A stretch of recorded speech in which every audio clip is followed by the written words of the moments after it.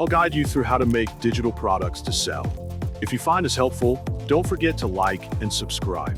First, open your web browser and go to www.𝗕𝘂𝗀𝗀𝘀𝗀.com. Once you're on the homepage, head to the top right corner and click on Register or Login. If you already have an account, just log in or create a new one if you're a new user.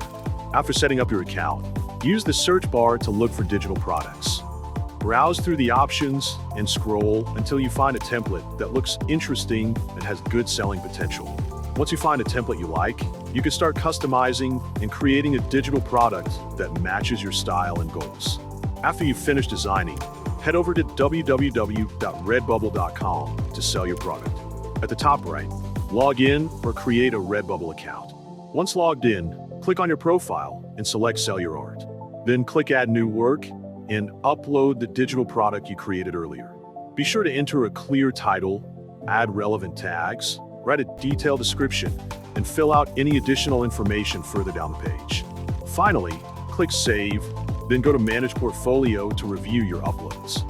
Now, simply wait for customers to discover your work and stay consistent with creating products to grow your shop. Thanks for watching.